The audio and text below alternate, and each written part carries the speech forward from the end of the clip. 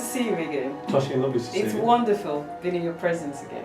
Well, no, thank you. I'm really pleased that you've come down to Absolutely. do this interview. Thank you. Thank you. Been looking forward to it, so thank you very much for that. Well, I'm here now. So tell me about yourself. Tell me about yourself, your background. How did you actually start singing? It started when I was about 7 years old. We had no television on a Sunday afternoon, so I used to sing in front of the radiogram, in front of the family, all the swing songs that I do now. So I started many, I don't even want to tell you my age, but many years ago when I was about this big. Yeah, so it was Sunday afternoon entertainment for the family. So I used to have to stand in a corner and sing to this, you know, to Frank Sinatra, Frankie Borum, I don't know, Dean Martin, and those type of people. So I become the afternoon entertainment. Yeah. So it started when I was 7 years old, which is a long time ago, of course. I've almost forgot how old I am now, but yeah, it was a long time ago. Yeah. Good fun. This is the moment. This is the time when the momentum and the moment are in line. Give me this moment, this precious chance. I'll gather up my past and make some sense at last. This is a moment when all I've done, all of my dreaming, scheming and screaming become one. This is the day, see it sparkle and shine, when all I've lived for becomes mine. For all these years I faced the world alone, and now the time has come to prove to them I've made it on my own. This is the moment, my final quest. Destiny beckoned, I never reckoned second best. I won't look down, I must not fall. This is the moment, the sweetest moment of them all. Tell me about the acting. How did it start? Well, the acting, the acting. How long have you been acting for, actually? No, I came into this acting world very late in life, about 4.5 years ago. Having seen, I was at a theatre watching The Bodyguard on the Aldwych, on the Strand, and at the end of the show, they do this warm down song and feel good, happy clappy thing. And the lady who was the lead, Heather Headley, she come to the lady next to me and give her a high five, and she give this another lady a high five, and I thought she was going to do the same to me, but she never, because I went no, she gave me the microphone, and I started singing, and as I was going on, I had this, wow, because everybody was slapping me on the back going great stuff, and I really felt good. So the next day I woke up and I decided I was going to be an actor, and I started calling myself an actor from that day. In his worn out shoes, his silver hair, baggy shirt, his ragged pants, but he could do the old soft shoe. He could jump so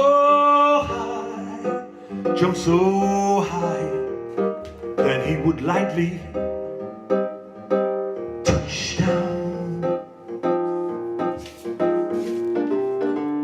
Told me of the time he worked with minstrel shows, traveling throughout the South, spoke in tears for 15 years, how his dog and he... I know you sing in care homes.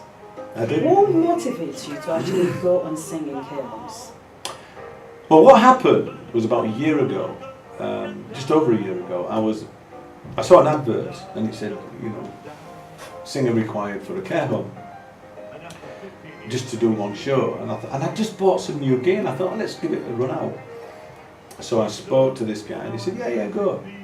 not knowing what it was going to be like. And I was a little bit nervous because when you're dealing with older people with Alzheimer's, dementia, and people with various disabilities, you've got to learn about all these things. So when you first go in, if you've got an audience who are non-verbal communicators, you're singing and you think, God, they don't like me, because they're not reacting. But actually, as you get onto it, you understand, you start seeing the brightness in their eyes that comes back. You just see the toes go, or the fingers go, or they just start to dance in the chair, you know, just do a little bit of movement. And then you realise you're getting to them. But in particular, I mean, there was one in particular.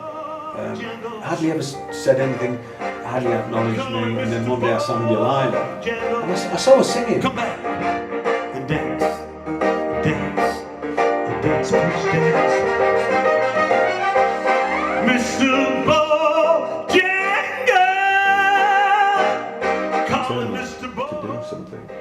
So without training, you went for a musical audition. I did.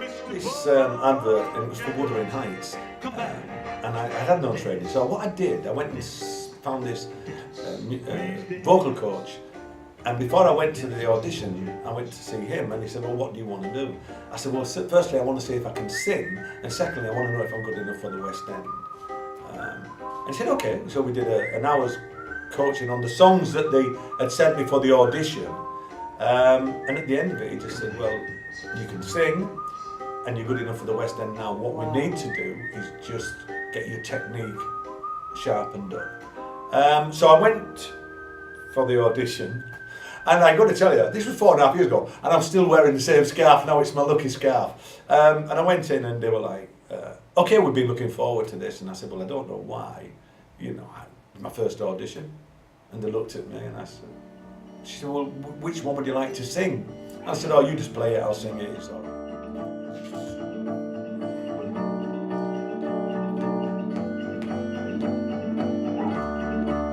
See the stone set in your eyes, see the thorn twist in your side.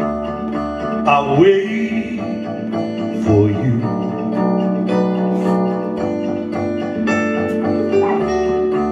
Sleight of hand and twist of fate, bed of nails, she makes me wait. And I wait without you, with or without you, with or without. What are your ambitions going forward? My ambitions going forward remain the same as what it was on that first night at the Adelphi Theatre. Walking home, and that next morning I'm calling myself an actor. Musical theatre remains the holy grail for me. I love the idea of getting on a West End stage, and I'm going to keep working towards it. So that's my main.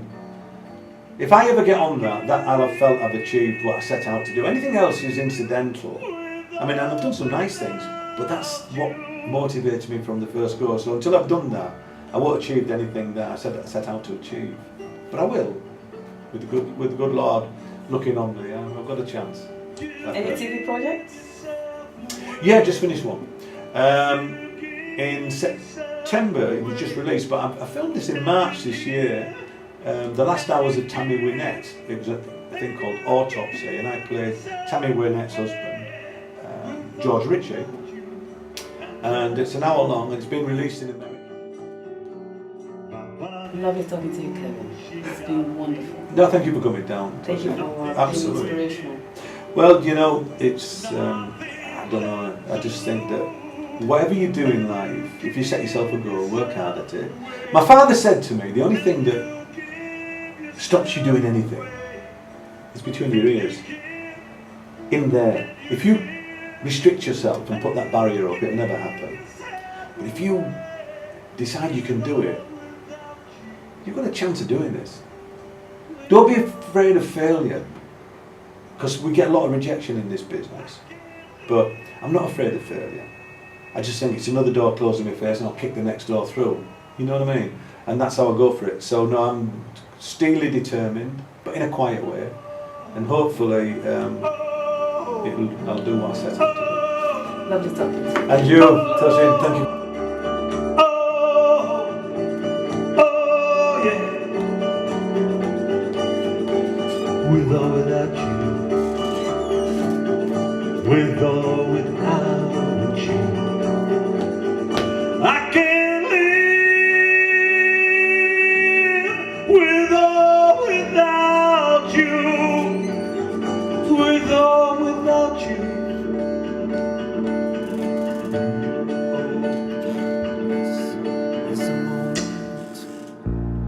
This is the day when I send all my doubts and demons on their way. Every endeavor I have made ever is coming into play. Is here and now, today. This is a moment, this is a time when the momentum and the moment are in rhyme.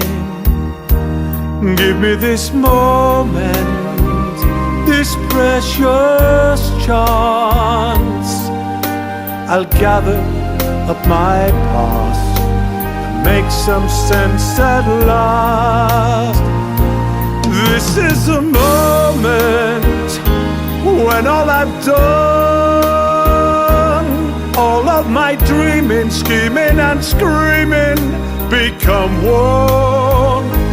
This is the day, see it sparkle and shine, when all I've lived for becomes mine. For all these years I faced the world alone, and now the time has come to prove to them I've made it on my own. This is a moment, my final tale.